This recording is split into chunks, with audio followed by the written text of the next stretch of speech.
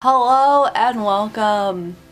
Today we are going to be discussing one of the most underrated princesses in my opinion, Pocahontas. Pocahontas was released in 1995, so right in the mid-90s, and this is a little bit of a trickier film to talk about because of the fact that it was based on true history and it is very, very historically inaccurate, which we all know. And we can go into later if you like, but we're just gonna do an overview right now. This is the first princess film to take place in America, regardless that everyone thinks that Tiana and Princess and the Frog is the first. It is actually Pocahontas in Jamestown, Virginia. And it's interesting because it's not your traditional princess film. I really appreciated what they tried to do with this. And I really appreciated the environmental message undertone that they gave and how important it was, because during the time coming out of the 80s, this was when the environmental movement was also switching gears and people were realizing how important it was to be more eco-friendly and to watch what they're doing and go back into history and learn from it in a sense.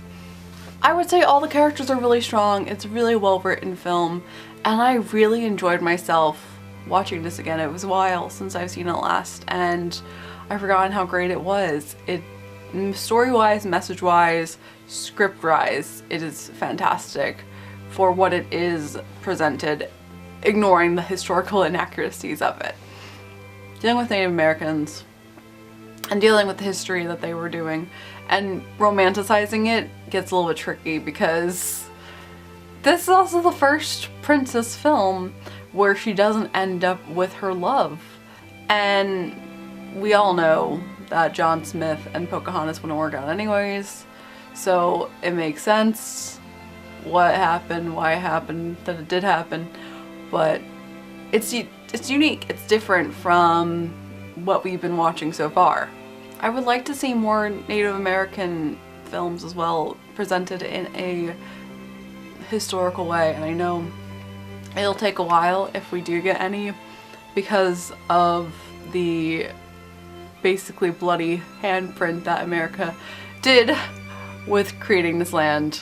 And similar to how Song of the South has some tricky roots into it, this also has tricky roots into it, but obviously done in a much better light. Alan Menken and Stephen Schwartz once again did the music, which is fantastic. You have masterpieces like Colors of the Wind. Can you sing with all the voices of the mountain? Can you paint with all the colors of the wind? Can you paint with all the colors of the wind? And Just Around the River Bend. He wants me to be steady, like the river. But it's not steady at all. What I love most about rivers is you can't step in the same river twice. The water's always changing, always flowing. Things like that where it's fantastic, iconic songs. And they're very important too. My other huge complaint with this is the fact that Pocahontas herself belongs to an Indian village. Clearly they have their own language. They have never experienced Englishmen before or anyone that wasn't in their own kind. So therefore, I know this is nitpicking, but why does she know English so quickly and so well? It's more justifiable when she's talking to people in her own language that they're speaking English, because you know logically that they're not speaking English and it's only in English so that we can understand it as a viewer. But when you jump over from her speaking her one word of her language natively and then suddenly can be, my name is Pocahontas, and sing this entire song about how you need to paint the colors of the wind and to hear the blue corn moon and accept you with this fantastic language in English. How are you understanding it? How are you comprehending it? This is not logically able to. That's my concern when I was watching this. And I know I'm nitpicking, but this is what happens, like I've said before, when you're analyzing a film. You notice all of its flaws right there and then. otherwise, this really is a masterpiece, and this is one of the best films of the Disney Renaissance. And I feel like it's now been overshadowed, and Pocahontas herself has kind of fallen into the distance. She's really not that known. She has her meet and greet at Animal Kingdom, but that's it. We have Rafiki's Planet Watch, the rainforest, but it's so outdated, and with Grandmother Willow, it's so outdated, and I mean, the rumor is that's going to be changing to Zootopia, so even that is going to be going away. And instead, because she's older and she was in my time that I grew up with her and the other princesses, they're now getting taken overshadowed by Moana and Merida in the sense of the adventurous, feisty girls. And they're wonderful too, but I feel like we shouldn't be overshadowing Pocahontas as well, because the movie has so many great messages, even though it does get a little bit tricky in a historic sense, but just for the messages, being able to talk and to accept differences and to learn from one another and to share the land and to be able to be environmental and know that you need to give back and not just take and things like that. That's what is important, and that's what we need to keep front and center.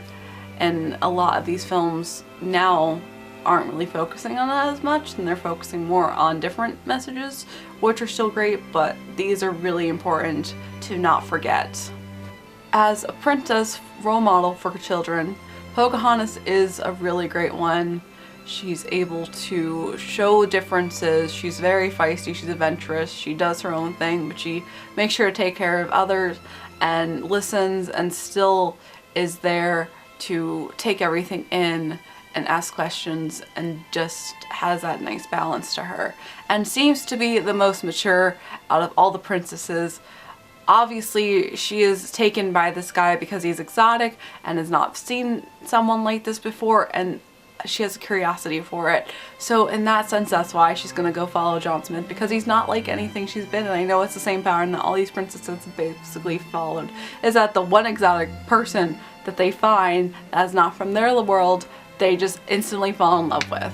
But can you blame them? It's something different than what they've known.